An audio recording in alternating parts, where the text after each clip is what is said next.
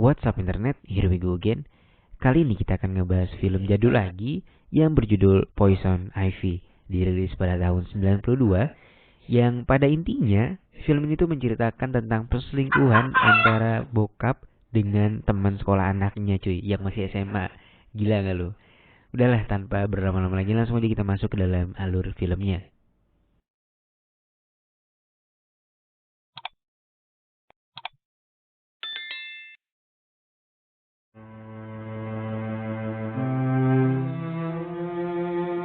Di awal film, kita akan diperlihatkan seorang gadis culun yang sedang menggambar sebuah tato salib yang dimiliki oleh seorang temannya yang sedang berayun itu. Dalam hati ia berkata bahwa temannya yang satu ini sangatlah berbeda dengan kebanyakan teman-teman di sekolahnya. Berpenampilan seperti preman dan juga nggak beretika. Namun di luar itu semua, Sylvie tetap mengagumi kecantikan yang dimilikinya. Dan Sylvie berharap mereka bisa menjadi seorang sahabat. Suatu hari mereka berdua sedang berada di ruangan kepala sekolah. Gadis blonde itu ternyata bernama Ivy. Ia ditahan di sana dikarenakan nilainya yang menurun.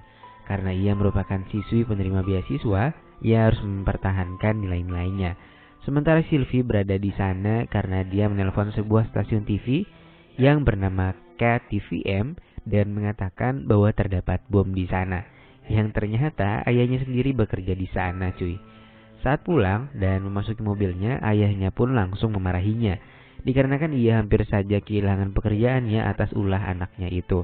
Sylvie pun langsung meminta maaf kepada ayahnya dengan nada yang memelas. Lalu tak lama kemudian, Ivy menghampiri mereka dengan maksud meminta tumpangan. Namun karena sikapnya yang tak sopan, ayahnya pun langsung menolaknya. Sylvie langsung berbisik kepada ayahnya untuk memperbolehkan Ivy menumpang, karena dia merupakan sahabatnya, dan ayahnya pun akhirnya mengizinkan Ivy.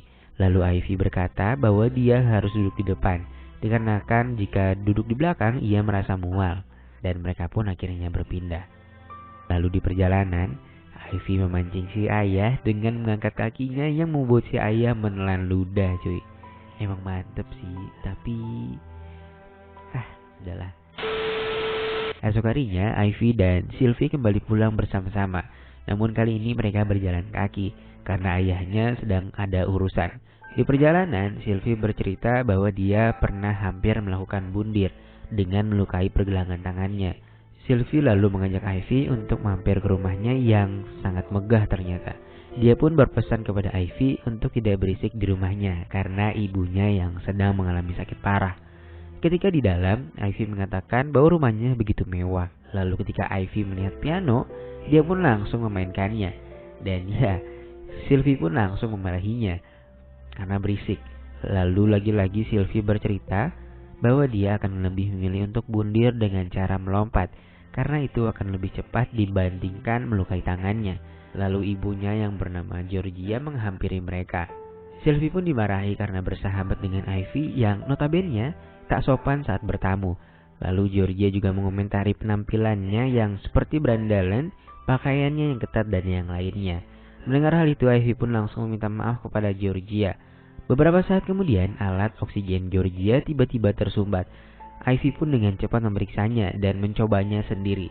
Dan hal itu membuat Georgia merasa kagum, karena hal itu beresiko dapat menularkan penyakitnya.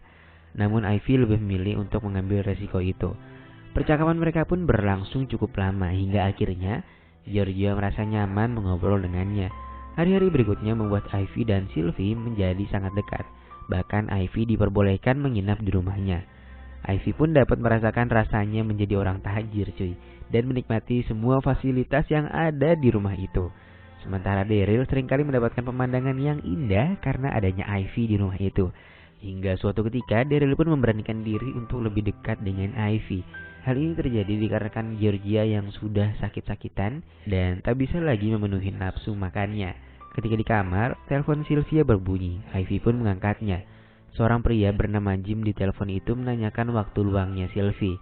Ivy pun menjawab bahwa dia ada waktu senggang pada tanggal 16 Mei. Padahal di kalendernya tertulis bahwa di tanggal itu ayahnya akan berulang tahun. Ketika di kantor, Daryl curhat dengan seorang temannya bahwa penyakit istrinya semakin parah. Dia tak sanggup jika harus kehilangan istrinya, dan dia juga bingung harus berbuat apa. Pada suatu malam di balkon rumah, Georgia terlihat sedang berdiri di atas sana. Sylvie dan Ivy yang melihatnya pun menduga bahwa ibunya akan bundir. Mereka pun langsung menenangkan Georgia untuk tak melakukan hal itu. Dia juga meminta kepada ibunya untuk lebih sering berdoa kepada Tuhan karena kondisinya yang semakin melemah. Sementara di luar, Ivy bertemu dengan Daryl yang sedang tak menggunakan rambut palsunya. Ivy mengatakan bahwa ia lebih menyukai tampilan Daryl yang natural seperti ini. Ivy juga mengatakan bahwa dia tak menyangka bisa sedekat ini dengan Daryl karena biasanya dia hanya melihatnya dari TV. Lalu Ivy mencium tangan Daryl yang membuat Daryl semakin baper kepadanya. Iya. Pada tanggal 16, seorang pria bernama Jim mendatangi rumah Ivy. Jadi ceritanya ternyata mereka membuka sekolah amal untuk anak jalanan, di mana Sylvie menjadi salah satu pengajar di sana. Sylvie tentu saja menolak pergi karena dia sedang sibuk menyiapkan pesta ayahnya. Lalu tak lama kemudian Ivy pun muncul dan meminta maaf sambil berkata bahwa dia telah salah mengucapkan tanggalnya ketika sedang ditelepon.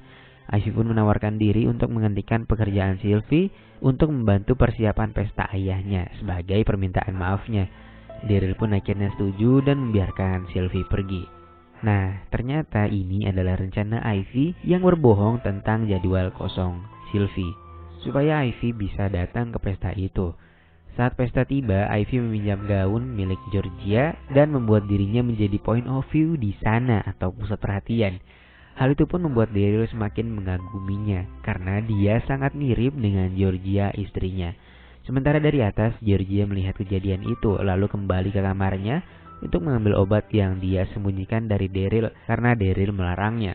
Sementara itu, Ivy pun terlihat merayakan ulang tahun Daryl dengan menari yang memukau tamu-tamu yang hadir dengan kecantikannya. Daryl lalu mendekati Ivy karena tak kuat menahan syahwatnya. Namun ketika hendak melakukan aselole, tiba-tiba saja Georgia datang memorgoki mereka berdua. Georgia pun menyesal telah mengizinkan Ivy dekat dengan keluarganya karena suaminya kini terpikat dengannya. Daryl pun meminta maaf akan hal yang tak terkendali itu. Tak berselang lama, Ivy pun lalu datang dan membawakan minuman untuk mereka.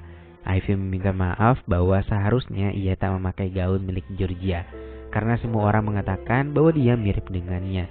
Dia pun berdalih bahwa itu tandanya semua orang sangat merindukan sosok Georgia yang sekarang sedang dalam kondisi sakit.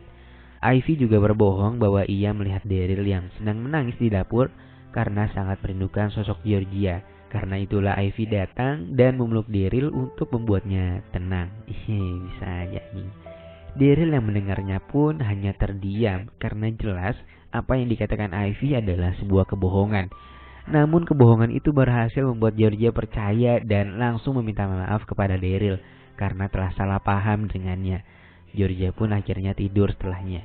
Sylvia pulang larut malam pada hari itu dan ia melihat anjing kesayangannya yang tertidur dekat Ivy. Sylvia merasa cemburu karena selama ini Fred tidak pernah mau dekat dengan orang lain selain dirinya. Namun kali ini pemandangannya cukup berbeda. Esok harinya, Ivy masuk ke garasi dan menaiki mobil kesayangan Georgia yang sudah lama tak digunakan. Fred juga mengikuti Ivy ke sana. Rupanya Ivy memberikan makanan yang tidak diberikan oleh Sylvie, sehingga dia pun mau menurutinya. Sementara Daryl yang galau dengan perasaannya kepada Ivy meminum kembali alkohol yang mana sebelumnya ia sudah berhenti. Namun kali ini dia meminumnya untuk menenangkan pikirannya. Sylvie yang melihat Ivy sedang berada di dalam mobil ibunya langsung meminta Ivy untuk segera keluar. Ia juga semakin marah saat melihat Fred yang ada bersamanya. Dia pun memintanya untuk berhenti mendekati Fred dan jangan lagi menggunakan barang ibunya. Ivy lalu mengatakan kalau dia tidak berniat untuk melakukan hal seperti itu. Sylvie yang sangat marah akhirnya pergi ke sekolah. Tapi dia nggak masuk kelas dan lebih memilih pergi ke tempat ayunan pada hari itu. Singkat cerita, Daryl pulang lebih cepat dan memutuskan untuk menjemput mereka berdua. Namun karena Sylvie tak masuk, Daryl hanya pulang berdua dengan Ivy. Di perjalanan, Daryl mengatakan kalau dia tak bisa melakukan perselingkuhan lagi. Tapi Ivy mengatakan bahwa mereka sudah melakukannya cukup jauh. Bujuk rayu Ivy akhirnya meluluhkan perasaan Daryl dan mereka pun berhenti di pinggir jalan untuk melakukan aselole di hutan. Kembalinya ke rumah, Ivy melihat Sylvie yang sedang bermain piano. lalu meminta maaf atas kejadian tadi pagi. Ivy pun memaafkannya dan mereka pun kembali berbaikan. Esok paginya, Ivy kembali melihat Georgia berdiri di pinggir balkon. Ivy pun bertanya kepada Georgia, apakah ia pernah memikirkan untuk mengakhiri hidup dengan cara melompat.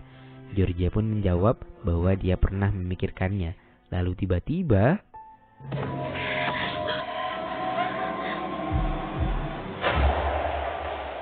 mereka semua menghadiri proses pemakaman Georgia, termasuk Ivy yang pura-pura nggak tahu dan pura-pura bego atas kejadian itu. Malam itu, Ivy dengan sotonya tidur di kamar Georgia. Sylvie mendatangi kamar ibunya karena berniat untuk menutup jendelanya. Ivy pun melarangnya dan mengucapkan kalimat yang sama persis seperti saat Georgia mengatakannya dulu kepada Sylvie. Sylvie pun marah karena keberadaan Ivy yang tidur di kamar ibunya. Namun lagi-lagi Ivy dapat meredam amarah Sylvie dan mengajaknya untuk tidur di sampingnya. Dia juga mengatakan untuk mengeluarkan unek-uneknya kepada Georgia yang belum sempat ia ucapkan.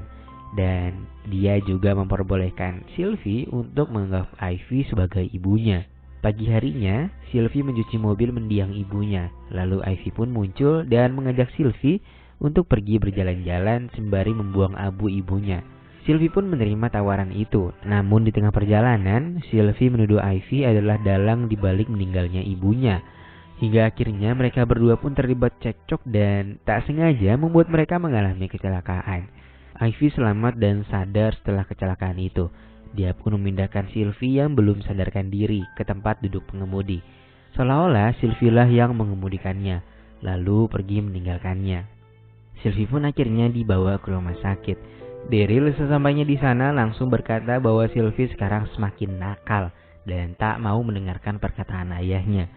Sylvie mengatakan bahwa ini semua adalah ulahnya Ivy. Ivy jugalah penyebab ibunya meninggal. Daryl pun dengan tegas mengatakan bahwa dia tak percaya dan meminta berhenti untuk menuduh Ivy.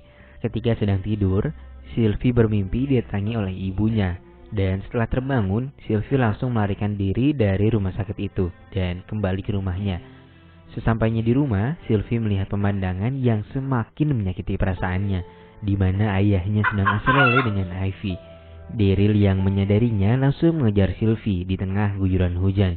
Namun Sylvie lari jauh lebih cepat darinya dan berhasil lari dari ayahnya. Ivy pun menghampiri Daryl yang sedang duduk kelelahan. Dan saat itu Daryl akhirnya menyadari bahwa Ivy lah yang sebenarnya mengemudikan mobil.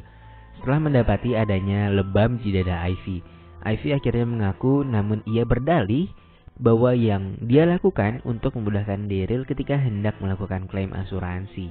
Nggak jelas anjing. Daryl lalu meminta Ivy untuk kembali pulang dan menghangatkan diri, sementara dirinya kembali mengejar Sylvie. Ivy pun kembali ke kamar dan menggunakan handuk milik Georgia. Sylvie yang melihatnya dari bawah menganggap kalau itu adalah ibunya. Dia pun segera menghampirinya, namun ternyata yang berada di sana adalah Ivy. Sylvie lagi-lagi berkata dan menuduh bahwa Ivy adalah seseorang yang membunuh ibunya. Namun Ivy menjelaskan bahwa itu adalah kemauan ibunya. Dan ibunya juga meminta agar ia dapat menggantikan posisinya. Sylvie yang mendengar hal itu semakin marah dengan Ivy. Dan dia pun dengan sengaja mendorong Ivy dari atas sana. Ivy pun game over pada malam itu. Dan lalu film pun selesai.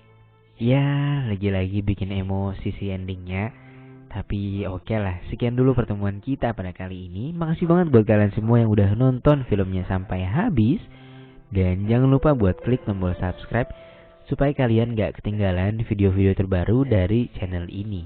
Oke, see you.